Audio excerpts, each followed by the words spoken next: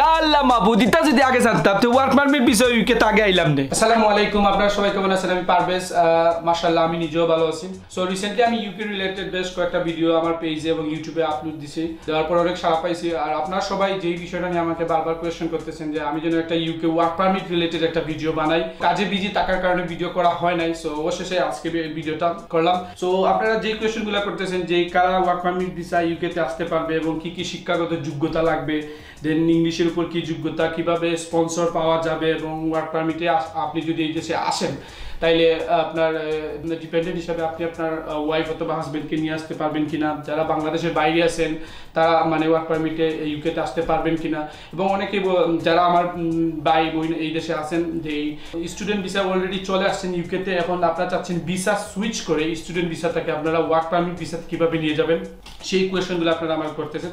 So অনেকগুলো question আপনারা আমি রিসেন্টলি আপনাদের কাছ থেকে পাইছি। সো আমি ভাবলাম অবশেষে একটা ওয়ার্ক পারমিট রিলেটেড একটা প্রপার একটা ভিডিও আপনাদের সামনে নিয়ে আসি, যেন আপনারা বিষয়গুলো সহজে বুঝতে পারেন এবং আপনাদের মনের মধ্যে যে কোয়েশনগুলো বারবার উঠিয়ে দিচ্ছে সেইগুলো একটা সলিউশন আপনারা পান। সো অবশেষে আমি মাহবুব তুহা ভাইকে পাইছি। তো ভাইয়াকে অসংখ্য ধন্যবাদ মানে সময় দেওয়ার জন্য। আর ভাইয়া হচ্ছেন গিয়ে একজন হিম সলিসিটরের একজন লিগ্যাল কনসালটেন্ট। সো ওনাদের অ্যাড্রেসটা হচ্ছে গিয়ে 108 হোয়াইট চ্যাপেল রোড, সেকেন্ড ফ্লোরে, আর পোস্ট কোডটা হচ্ছে গিয়ে U11JE। আর ফোন নাম্বার, ভাইয়ার যে ফোন নাম্বারটা আছে আর ইমেইল অ্যাড্রেসটা আমি আমার এই ভিডিওর ইয়াতে দিয়ে দিব, আপনারা ওই জায়গা থেকে ভাইয়ের সাথে সরাসরি কন্ট্যাক্ট করতে পারবেন। আর যদি আপনারা ভাইয়ের সাথে ভাইয়ের পেজের মধ্যে আপনারা যোগাযোগ করতে চান, সো ভাইয়ের যে অফিসিয়াল পেজটা সেটা হচ্ছে গিয়ে ল উইথ মাহবুব তুহা। সো এই পেজে গিয়ে আপনারা সরাসরি যোগাযোগ করতে পারেন। আর হোয়াটসঅ্যাপ নাম্বার তো আমি দিয়েই দিব আমার ভিডিওতে। আসসালামু আলাইকুম তুহা ভাই, আপনাকে অসংখ্য ধন্যবাদ আমার এবং আমার ভিউয়ার্সদের পক্ষ থেকে ওয়ার্ক পারমিট নিয়ে আজকে আমাদেরকে সময় দেওয়ার জন্য। সো প্রথমে জিজ্ঞেস করে নিব আপনি কেমন আছেন? ওয়ালাইকুম আসসালাম ফারুক ভাই, আমি ভালো আছি, আপনি কেমন আছেন? হ্যাঁ আমি মাশাআল্লাহ ভালো আছি আপনাদের দোয়ায়। সো এখন আমি ভাইয়াকে বেশ কয়েকটি প্রশ্ন জিজ্ঞেস করবো ওয়ার্ক পারমিটে, যে বেসিক প্রশ্নগুলো আমরা সবাই মানে জিজ্ঞেস করতেছি সেইগুলো আমি জিজ্ঞেস করবো। সো প্রথমে জিজ্ঞেস করে নিব যে ওয়ার্ক পারমিট ভিসায় আসলে ইউকেতে কারা কারা আসতে পারবে ভাইয়া? ফারুক ভাই, আমি আপনার কোশ্চেনে যাওয়ার আগে একটু সংক্ষিপ্ত ভূমিকা দিতে চাই যে ওয়ার্ক পারমিট বিষয়টা আসলে কি। এটা আসলে যেটা আগে টিয়ার 2 ছিল সেটাই এখন ওয়ার্ক পারমিট অথবা স্কিলড ওয়ার্ক ভিসা নামে পরিচিত।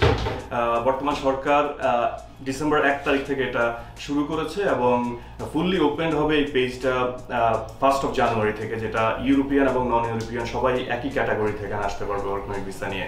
সো এই জায়গাতে কোনো ধরনের বয়স অথবা ছেলে মেয়ের কোনো ইয়ে আছে না, সবাই আসতে পারবে? এখানে আসলে অবশ্যই বয়সের একটা ব্যাপার আছে, সেখানে অ্যাডাল্ট যে কেউ আসতে পারবে, সেখানে অবশ্যই আমরা অ্যাডাল্ট মানে ধরে হলো 18 বছর। তো 18 বছরের তদূর্ধ্ব যে কেউ এখানে আসতে পারবে এবং সেখানে ছেলে মেয়ে বলতে আসলে কোনো কথা নেই, যারই যোগ্যতা আছে যে রিকোয়ারমেন্টস ফুলফিল করতে পারবে সে এখানে ওয়ার্ক পারমিট ভিসা নিয়ে আসতে পারবে। এখানে আসার জন্য আমাদের ভাই বোনদের আসলে কি কি শিক্ষাগত যোগ্যতা বা যে রিকোয়ারমেন্টগুলো আছে ওয়ার্ক পারমিটের জন্য সেগুলো আসলে কি?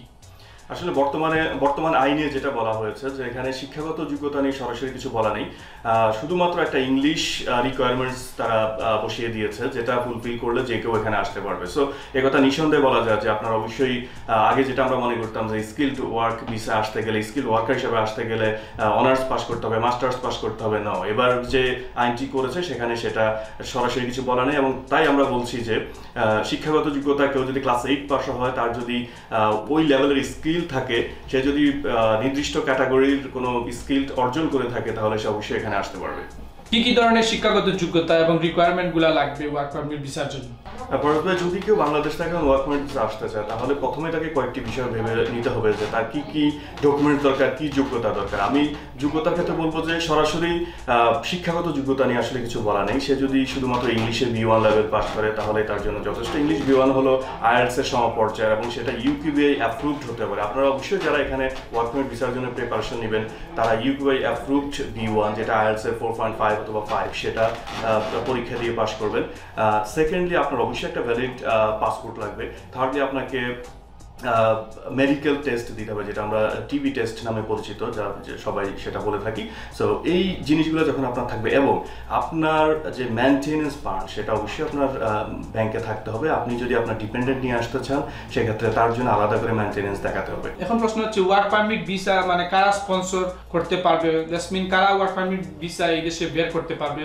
ইউকে বেসড যে কোনো company work permit visa offer করতে পারে, তবে তাদেরকে লাইসেন্স নিতে হবে। তারা যারা এখানে এমপ্লয়ার আছে তারা হোম অফিসে অ্যাপ্লাই করবে তাদের লাইসেন্সের জন্য, যেটার ফি হলো 536 পাউন্ডস।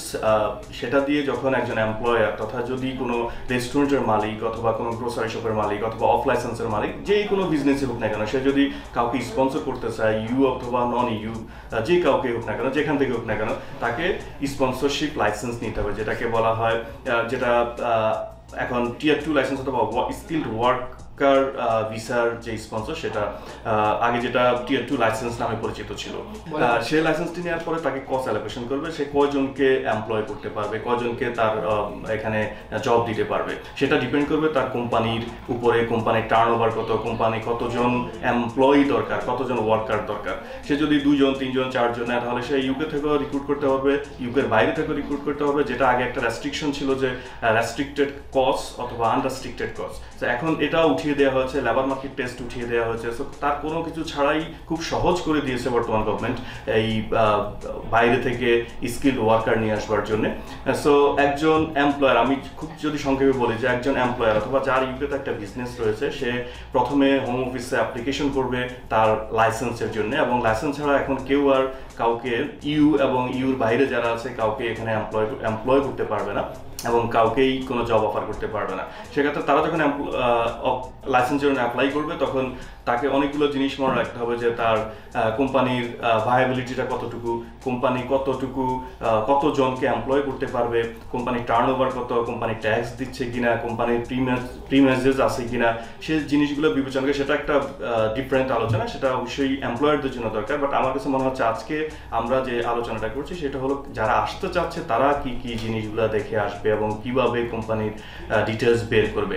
আপনারা যদি খুব সংক্ষেপে ইউকেবিআই এর ওয়েবসাইটে যান, কারা স্কিলড ওয়ার্কার হিসাবে স্পন্সর করতে পারে তাদের একটা লিস্ট দেওয়া থাকে। সেখানে 2টা ক্রাইটেরিয়া থাকে, এ এবং বি নামে। সেখানে আপনারা দেখবেন যে আপনার কোম্পানিটা এ রেটেড কিনা। যদি এ রেটেড হয়ে থাকে অবশ্যই সে আপনাকে স্পন্সর করতে পারবে, এবং সেই লিস্টটা অবশ্যই দেখবেন, কারণ বাংলাদেশে আমরা দেখছি যে অনেকেই অথবা এখানেও আছে অনেকেই তার স্পন্সর না জেনে স্পন্সর কিভাবে স্পন্সর করতেছে অথবা তার ক্যাপাসিটি আছে কিনা, সেই রিকোয়ারমেন্টস ফুলফিল করতে পারতেছে কিনা সেটা না দেখে অনেকেই এখানে ভিসার জন্য টাকা পয়সা দিয়ে থাকেন এবং অনেকে আসার জন্য চেষ্টা করে থাকেন। সো আপনারা নিজ দায়িত্বে অথবা আপনাদের লয়ারদের মাধ্যমে আগে এনশিওর হবেন যে আপনাদের যে কোম্পানিটা স্পন্সর করতেছে তারা ইউকেবিআই লিস্টেড কিনা। আচ্ছা, এই দেশে যদি কোনো এমপ্লয়ার কোনো স্কিল ওয়ার্কারকে বাইরের দেশ থেকে নিয়ে আসে, তাহলে তাকে কত টাকা স্যালারি দিতে হবে, বা ওই স্কিল ওয়ার্কার অথবা এমপ্লয়ারকে কোনো ধরনের ট্যাক্স পে করতে হবে কিনা ইউকে গভর্নমেন্টকে? জি অবশ্যই, এখানে স্পেসিফিক করেই দেওয়া আছে যে যদি কোনো স্কিলড ওয়ার্কার এখানে আসতে চায় তাহলে এমপ্লয়ার তাকে 25,600 পাউন্ড স্যালারি দিতে হবে। এটা হলো সর্বনিম্ন। এখন জব অকুপেশন লিস্ট, একটা শর্টেজ অকুপেশন লিস্ট আছে, সেই লিস্ট অনুযায়ী কম বেশি হতে পারে, কিন্তু যারা স্কিলড ওয়ার্কার হিসেবে এখানে আসবেন তাদেরকে অবশ্যই 25,600 দেখাতে হবে salary per Enam, that means বাৎসরিক স্যালারি, এবং সেখানে অবশ্যই ট্যাক্স দিতে হবে। সেই ট্যাক্সটা এমপ্লয়ারই দিতে হবে, কারণ এমপ্লয়ারের আপনি কাজ করছেন, সো এটা এমপ্লয়ারের ডিউটিস এই ট্যাক্স দেওয়ার জন্য। এখন যদি কেউ এই দেশে ওয়ার্ক পারমিট ভিসায় আসতে চায় তাহলে তাকে কত টাকা খরচ করতে হবে, বা ইউকেবিআই গভর্নমেন্টকে কোনো ধরনের টাকা দিতে হবে কিনা এই স্কিল ওয়ার্কারের স্পন্সর নেওয়ার জন্য? ফরত এখানে একটা ইন্টারেস্টিং ব্যাপার আছে যে আমরা শুনেছি যে যখন থেকে ওয়ার্ক পারমিট ভিসা নিয়ে কথাবার্তা হচ্ছে, এখানে আইনটা করা হবে, কনসালটেশন পর্যায়ে আছে, তখন থেকেই শুনেছি যে বাংলাদেশের বিভিন্ন জায়গায়, বিভিন্ন জেলা উপজেলাগুলোতে, শহরগুলোতে প্রচলন শুরু হয়ে গেছে, কথাবার্তা শুরু হয়ে গেছে যে ইউকের ওয়ার্ক পারমিট মার্কেট ওপেন হয়ে গেছে, যে কেউ ইউকেতে চলে যেতে পারবে, এবং অনেকে এটা নিয়ে বিজনেস করতেছে, যেটা আমি বলবো যে সম্পূর্ণভাবে অবৈধ সেই বিজনেসটা। কারণ এখানে অনেক মধ্যস্বত্বভোগী তথা ব্রোকাররা রয়েছে যারা বলতেছে 10 লাখ 15 লাখ 20 লাখ, এবং আমার কাছে এমনও খবর আছে যে 30 লাখ টাকা চেয়েছে, যে 30 লাখ টাকা দিয়ে ইউকেতে আসতে পারবে ওয়ার্ক পারমিট ভিসায়। সত্যি কথা বলতে এখানে ওয়ার্ক পারমিট ভিসার জন্য আলাদা কোনো খরচ নেই, ইউকেবিআই আলাদা কোনো চার্জ করছে না। এখানে যারা মধ্যস্বত্বভোগী তারা এই টাকাটা নিচ্ছে। হ্যাঁ, তবে এখানে আপনার যে ভিসা প্রসেস সেখানে কিছু খরচ রয়েছে। সেই খরচটা হলো যে আপনার অ্যাপ্লিকেশন ফিজ রয়েছে, আপনার এনএসএস চার্জ যেটাকে আমরা আইএসএস ইমিগ্রেশন হেলথ চার্জ বলি সেটা রয়েছে, তারপর আপনার টিভি টেস্টের জন্য একটা খরচ রয়েছে, আপনি যখন ইংলিশ B1 লেভেলের পরীক্ষা দেবেন সেখানে একটা খরচ রয়েছে। এই খরচগুলোর বাইরে আসলে আলাদা কোনো খরচ নেই। সো আপনারা বিভ্রান্ত হবেন না, যারা 10 লাখ 15 লাখ টাকা চাচ্ছে, 20 লাখ টাকা চাচ্ছে, এটা তারা শুধুমাত্র বিজনেস করার জন্য চাচ্ছে। এমপ্লয়াররা লিগালি এই টাকাটা নিতে পারে না, কারণ এমপ্লয়ার আপনাকে এমপ্লয় করতেছে, তার দরকার আপনাকে কাজ দেবার, এবং তার এমপ্লয়ি দরকার, আপনার কাজ দরকার। সো আপনি যাচাই বাছাই করে আসবেন, কোম্পানিটার আসলে ভায়াবিলিটি কতটুকু আছে, বিজনেসটা আসলে সত্যিকার অর্থেই কতদিন ধরে আছে, স্টেবিলিটি কতটুকু, সেই জিনিসগুলো দেখে যদি আপনারা এখানে আসেন তাহলে আপনারা প্রতারিত হবেন না। এবং যারা প্রতারিত করার চেষ্টা করতেছে তাদেরকে অবশ্যই বলবেন যে ভাই এখানে ইউকেবিআই কি আলাদা কোনো চার্জ আছে এই অ্যাপ্লিকেশন ফি ছাড়া, অথবা আইএসএস কস্ট ছাড়া, অথবা টিভি টেস্টের কস্ট ছাড়া, অথবা আমার যে B1 পরীক্ষা ছাড়া তো আর কোনো টেস্ট নাই, সো আপনি কেন আমার কাছ থেকে 10 লাখ 15 লাখ টাকা চাচ্ছেন? এই কোশ্চেনটা অবশ্যই আপনারা করবেন। তাহলে আপনারা আসলে বিষয়টা বুঝতে পারছেন ভাই, যে বিষয়টা বলছে যে এইটাতে আসলে তেমন কোনো খরচই নাই। বেসিক্যালি যে খরচগুলো আছে সেগুলো 3 থেকে 4 লাখ টাকার ভিতরে হয়ে যাওয়ার কথা, বাট অনেকে আপনাদেরকে মানে করবে আর কি, প্রপোজাল দিবে যে 10 লাখ 12 লাখ টাকা দিলে ওরা ভিসা দিয়ে দিবে। সো এটা হচ্ছে কি ওয়ান কাইন্ড অফ দালালের মতো। সো আপনারা এই বিষয়গুলো মাথার মধ্যে রাখবেন। জি, আমি এখানে আরেকটু স্পষ্ট করে বলতে চাই যে আপনার কত টাকা লাগতে পারে। আপনি যদি ওয়ার্ক পারমিট ভিসাটা আসলে 3 ইয়ার্স এবং 5 ইয়ার্সের হয়ে থাকে, আপনি যদি 3 ইয়ার্স ভিসার জন্য অ্যাপ্লিকেশন করে থাকেন তাহলে ফিস হলো 610 পাউন্ডস, এবং সেটা যদি শর্টেজ অকুপেশনাল লিস্ট হয়ে থাকে তাহলে 434 সম্ভবত। আর আপনার আরও যে খরচটা সেটা হলো আইএসএস চার্জ। আইএসএস চার্জ এখন একটু বেশি, সেটা আপনাকে প্রত্যেক বছরের জন্য 624 পাউন্ড। সো আপনার যদি 3 বছরের জন্য হয়ে থাকে তাহলে আপনাকে দিতে হবে 1872 পাউন্ড। সেটা আপনাকে অবশ্যই অ্যাপ্লিকেশন করার সময় পে করতে হবে। আপনার যে টিভি টেস্ট সেটা বাংলাদেশের 6 থেকে 7,000 টাকার মধ্যে হয়ে যায়, এবং B1 টেস্ট সেটাও 20-22 হাজার অথবা সর্বোচ্চ 25,000 লাগতে পারে, সেটা ব্রিটিশ কাউন্সিল সেই ফিসটা নেয়। সো এখানে আসলে এক্সট্রা কোনো ফিজের প্রশ্নই আসে না। সো কোনো এমপ্লয়ারের এই রাইট নেই আপনার কাছে আলাদা করে টাকা চাওয়ার। যদি চায় আপনি ধরে নেবেন যে এটা আসলে লিগালি চাচ্ছে না, এটা আন্ডার দ্য টেবল চাচ্ছে। সো এই বিষয়গুলো মাথায় রেখে আপনারা এখানে আসার চেষ্টা করবেন, এবং যারা আপনাদের কাছে টাকা চাচ্ছে তাদেরকে এই কোশ্চেনগুলো করলেই তারা আসলেই, আমি আশা করি যে তারা কোনো অ্যান্সার দিতে পারবে না। এখানে অনেকেই আমরা আসি, আসার সময় স্বামী অথবা স্ত্রীকে ডিপেন্ডেন্ট হিসাবে সাথে নিয়ে আসতে চাই। সো প্রশ্নটা হচ্ছে গিয়ে কেউ যদি এই দেশে ওয়ার্ক পারমিটে আসতে চায় দেন সে কি স্বামী অথবা স্ত্রীকে নিয়ে আসতে পারবে?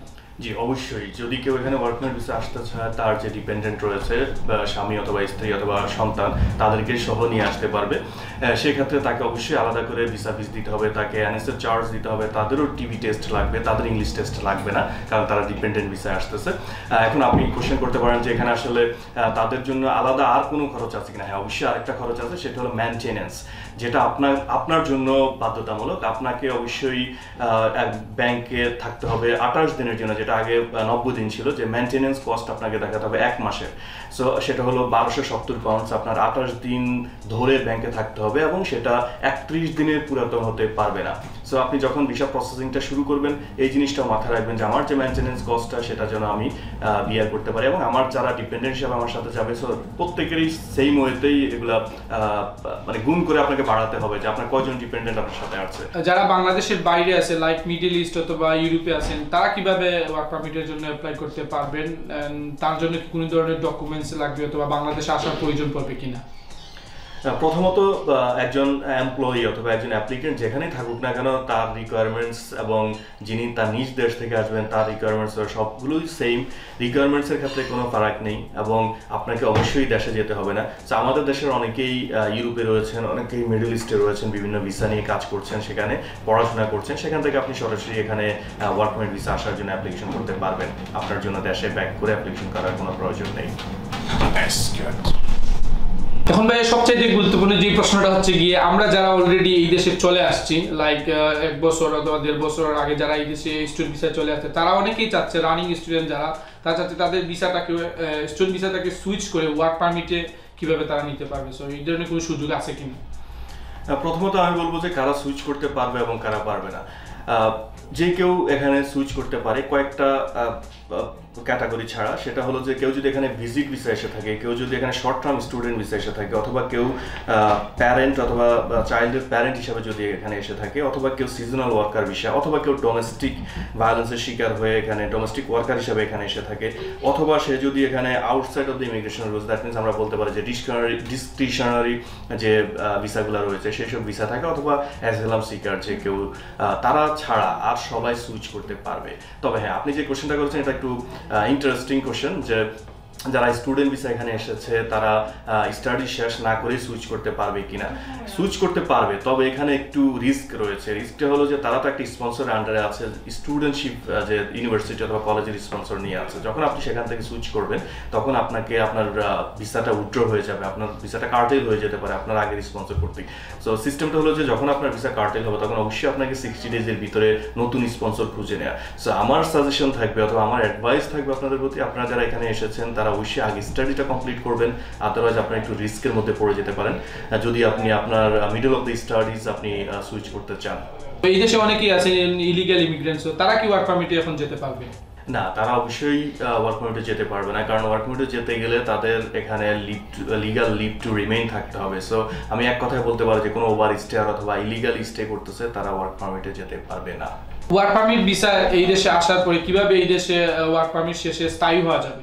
ধন্যবাদ পারভেজ ভাই, এটা আসলে খুবই চমৎকার। আমার এই অ্যান্সারটা দিতে খুবই ভালো লাগে যে ওয়ার্ক পারমিট ভিসা আসার পরে কিভাবে আপনি এখানে স্থায়ী হবেন। অবশ্যই সেখানে স্থায়ী হওয়ার রাস্তা রয়েছে, কারণ ওয়ার্ক পারমিট ভিসাটাই হলো অনলি ফর 5 ইয়ার্স। সো আপনি দুইভাবে আসতে পারেন। একটা হলো যে আপনার যখন স্পন্সর আপনাকে স্পন্সর করবে ফর 3 ইয়ার্স অথবা 5 ইয়ার্স, আপনি একসাথে 5 ইয়ার্সের ভিসা নিয়ে আসতে পারেন, অথবা যদি আপনাকে দুইবার করে, প্রথমে 3 ইয়ার্সের জন্য করলো, তারপরে 2 ইয়ার্স একটা এক্সটেনশন নিয়ে আপনি 2 ইয়ার্স ফুলফিল করলেন। সো আপনি যখন এখানে 5 ইয়ার্স থাকবেন তখন আপনি এখানে সেটেলমেন্ট তথা ইনডিফিনিট লিভ টু রিমেইনের জন্য অ্যাপ্লিকেশন করতে পারবেন।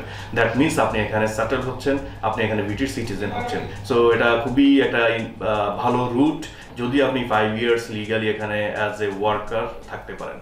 এখানে আসার পরে কারো যদি স্পন্সরের লাইসেন্স নষ্ট হয়ে যায় বা আপনার স্পন্সরটা নষ্ট হয়ে যায়, তাহলে আপনি কিভাবে এখানে থাকতে পারবেন? তার কোনো সিস্টেম বা ওয়ে আছে কিনা? জি, এখানে আপনি যার স্পন্সরশিপে আসবেন অবশ্যই তার জন্য আপনাকে কাজ করতে হবে। আপনি সেটার বাইরে, আমি আগে বলেছি, সেটার বাইরে আপনি পার্ট টাইম কাজ করতে পারবেন এবং সেই ক্যাটাগরির কাজ করতে হবে। যদি আপনি রেস্টুরেন্টে একজন ম্যানেজার হিসেবে আসেন তাহলে অবশ্যই আপনার রেস্টুরেন্ট রিলেটেড যে কোনো কাজে আপনি আরেকটা কোম্পানির জন্য 20 ইয়ার্স কাজ করবেন। হ্যাঁ, এখন কথা হলো আনফর্চুনেটলি যদি কারো লাইসেন্স চলে যায়, যদি কোনো কোম্পানির লাইসেন্স যে আপনাকে স্পন্সর করলো তার লাইসেন্স চলে যায়, তাহলে আপনার কি হবে? আপনাকে প্রথমত ইউকেবিআই 60 ডেজের একটা লেটার দিবে, সোজা কথা 2 মাসের আপনাকে সময় দিবে আরেকটি স্পন্সর খুঁজে বের করবার জন্য। তখন আপনি আরেকটি স্পন্সর এখানে খুঁজতে পারবেন, অথবা আপনি সুইচ করে অন্য কোনো ক্যাটাগরি, যেহেতু এখন অনেক কিছু ওপেন করে দিয়েছে যে আপনি সো আপনি ওই রিলেটেড অথবা অন্য কোনো একটা টিয়ার 2 ওয়ার্ক পারমিট ভিসায় সুইচ করতে পারবেন। সেক্ষেত্রে সেই কোম্পানি আপনাকে যখন স্পন্সর করবে আপনি এখানে কন্টিনিউয়াসলি থাকতে পারবেন, আপনাকে দেশে যেতে হবে না। বর্তমানে ইউকে কোভিড-19 এর যেই সিচুয়েশন আছে, সো এই সিচুয়েশনে ওয়ার্ক পারমিট ভিসা পাওয়ার সম্ভাবনাটা আসলে কতটুকু? যে অবশ্যই বিশ্ব এক ভীষণ মহামারীর মধ্যে আক্রান্ত, সেটা ইউকেও সেটার বাইরে নয়। সো এখানে অনেক মানুষ জব লুজ করতেছে, অনেকেরই জব চলে যাচ্ছে, অনেকের কোম্পানি বন্ধ হয়ে যাচ্ছে। এটা খুবই ভাইটাল একটা কোশ্চেন যে এই সময়ে, এই প্যান্ডামিকের সময়ে যদি বাইরে থেকে ওয়ার্ক পারমিটে লোক আসে অথবা আসতে পারবে কিনা, কোম্পানি স্পন্সর করতে পারবে কিনা। হ্যাঁ, এখানে কথা হলো যে এরা আইনটা করেছে যেহেতু ব্রেক্সিট হয়ে যাচ্ছে, পুরোপুরি কার্যকর হয়ে যাচ্ছে 31 ডিসেম্বর 2020-তে। সো তাদের আইনটা হলো এরকম যে ব্রেক্সিটের পরে অন্য কোনো কোম্পানি যদি কাউকে বাইরে থেকে রিক্রুট করতে চায় তাকে অবশ্যই লাইসেন্স থাকতে হবে। সো আমরা এক কথায় বলতে পারি যে এখানে জব মার্কেট অনেক ওপেন মার্কেট, অনেক বড় একটা বিশাল মার্কেট, অবশ্যই সেখানে এমপ্লয়ির প্রয়োজন হবে। হ্যাঁ, প্যান্ডামিকের কারণে যাদের জব চলে গেছে সেটার জন্য একটা ক্রাইসিস তৈরি হতে পারবে, কিন্তু ইউকের মতো জায়গায় আমি মনে করি না যে এটা দীর্ঘমেয়াদী কোনো প্রভাব ফেলবে। সো কোনো কোম্পানি যদি আপনাকে স্পন্সর করে তাহলে অবশ্যই সেটা আপনি মনে করবেন যে জেনুইন এবং তার ওখানে জব আছে বলেই, তার দরকার আছে বলেই এমপ্লয়িকে সে নিচ্ছে। তো ভাই, আপনাকে অসংখ্য ধন্যবাদ আমার এবং আমার ভিউয়ার্সদের পক্ষ থেকে। আশা করি আপনারা ওয়ার্ক পারমিট রিলেটেড যে কোয়েশ্চেনগুলো আছে সেইগুলোর একটা আনসার আপনারা সবাই পাইছেন। তারপরেও যদি আপনাদের কোনো স্পেসিফিক কোয়েশ্চেন থাকে তাহলে এটা হচ্ছে কি ভাইয়ের হোয়াটসঅ্যাপের নাম্বার এবং মেইল অ্যাড্রেস, এই জায়গা থেকে আপনারা সরাসরি ওনার সাথে যোগাযোগ করতে পারেন। এবং ল উইথ মাহবুব তুহা নামে ওনার একটা অফিসিয়াল পেজ আছে, ওই পেজেও আপনারা গিয়ে ওনার সাথে যোগাযোগ করতে পারেন, অথবা আমার সাথে যদি সরাসরি যোগাযোগ করতে চান এটা হচ্ছে কি আমার ফেসবুকের প্রোফাইল, এই প্রোফাইল থেকেও আপনারা আমার সাথে যোগাযোগ করতে পারেন সরাসরি, অথবা আপনারা ভিডিওর কমেন্টের নিচে আপনার যদি আরও কোনো স্পেসিফিক কোয়েশ্চন থাকে ওয়ার্ক পারমিট রিলেটেড সেটাও আমাদেরকে করতে পারেন, আমরা আনসার দেওয়ার চেষ্টা করবো। আর তুহা ভাইকে অসংখ্য ধন্যবাদ সময় দেওয়ার জন্য আমাদেরকে। আপনাকে অসংখ্য ধন্যবাদ এবং আপনার পারভেজ মিয়া বেঙ্গলি পেজের যারা ভিউয়ার্স রয়েছেন তাদেরকে অসংখ্য ধন্যবাদ। সো আজকের জন্য এখানে এই ভিডিও সমাপ্তি, পরবর্তীতে দেখা হবে অন্য কোনো ভিডিওতে। আপনারা সবাই সুস্থ সবল থাকুন আর নিজে টেক কেয়ার করবেন। আল্লাহ হাফেজ।